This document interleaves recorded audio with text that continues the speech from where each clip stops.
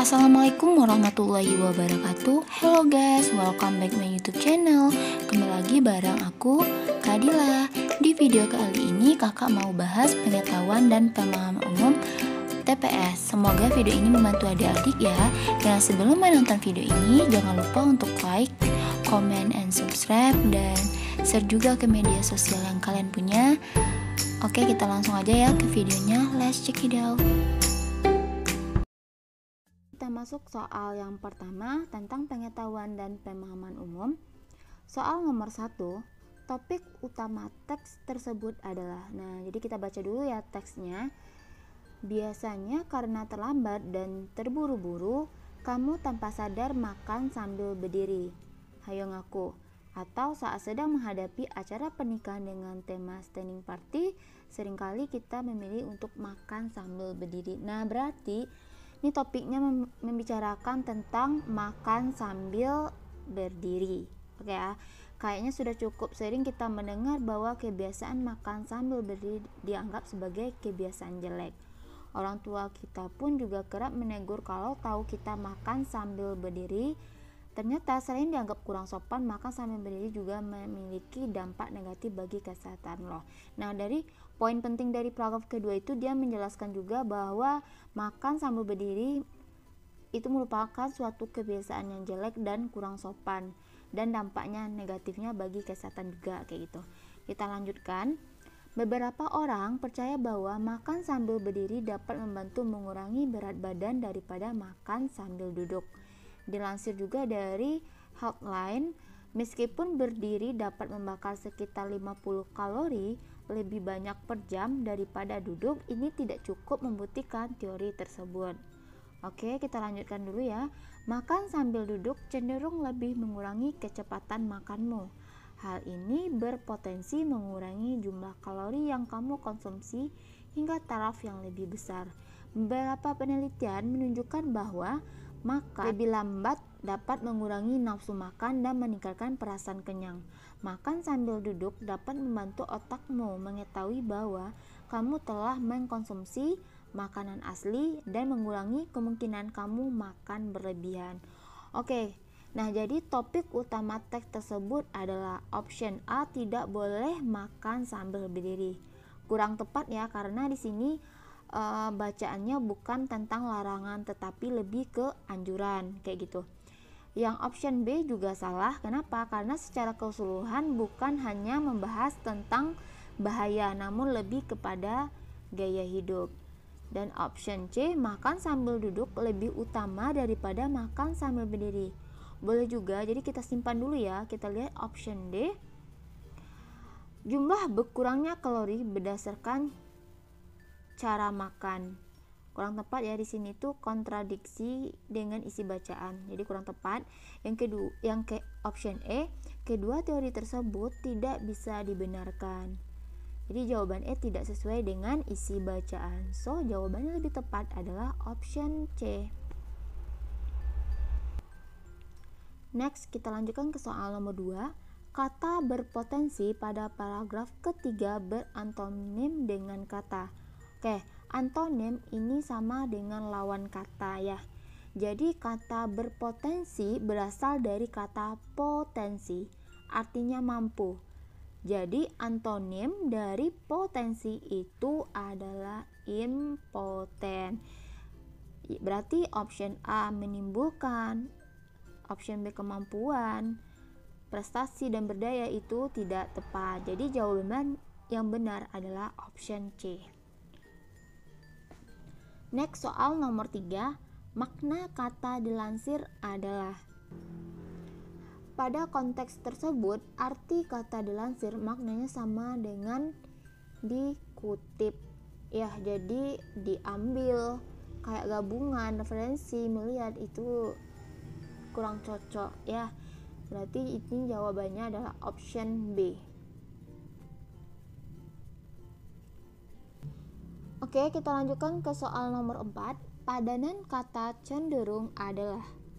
Nah, ini berdasarkan KBBI ya. Kata cenderung ini memiliki padanan katanya condong atau agak miring artinya. So, kata cenderung ini sepadan dengan kata agak miring. Jadi jawabannya adalah option A.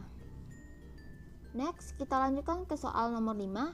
Kelompok kata menghadiri pada teks tersebut bermakna.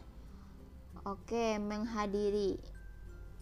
Kata menghadiri ini terdapat pada paragraf Oke, teman-teman, kata menghadiri ini terdapat pada paragraf yang pertama atau saat menghadiri acara pernikahan dengan tema standing party, seringkali kita memilih untuk makan sambil berdiri. Ya, berarti menghadiri ini lebih tepat ke mana? Kayak gitu maksudnya. Nah, kata menghadiri ini memiliki imbuhan men dan diakhiri dengan i. Ya, berarti ini menunjukkan arti kegiatan yang sedang berproses atau sedang terjadi kayak gitu. So, jadi jawaban lebih tepat itu sedang hadir. Ya, jadi jawabannya option A.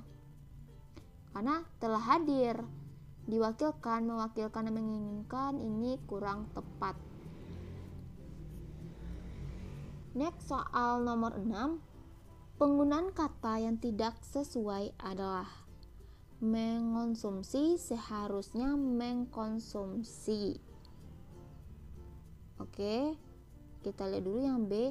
Kalori seharusnya kalori. Ini benar ya, karena dalam bahasa Inggrisnya juga boleh dituliskan juga ngaku seharusnya mengaku. Nah, sepertinya ini bisa juga kita simpan option C. Lambat seharusnya lamban, juga maksudnya sama. Membantu seharusnya dibantu. Jadi nomor 6 ini ngaku adalah kata yang tidak baku. Kenapa? Karena tidak ada kata dasar ngaku.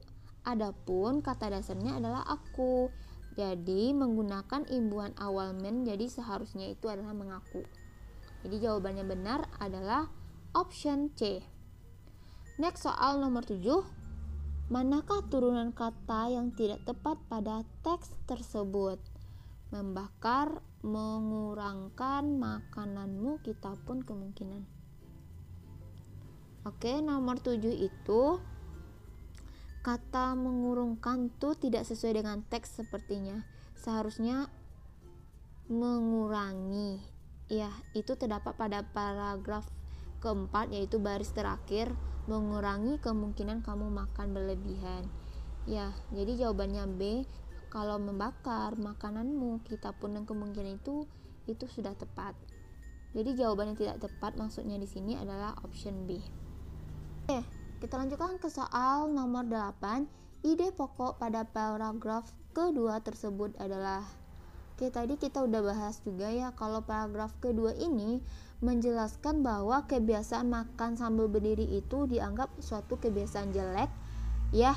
Jadi orang tua kita pun sering menegur kebiasaan kita seperti makan berdiri dan dampaknya negatif juga bagi kesehatan. Oke, kita baca option A. Kebiasaan makan sambil berdiri adalah kebiasaan yang jelek. Ya, bisa juga kita simpan. Option B. Makan sambil duduk cenderung mengurangi kecepatan makananmu.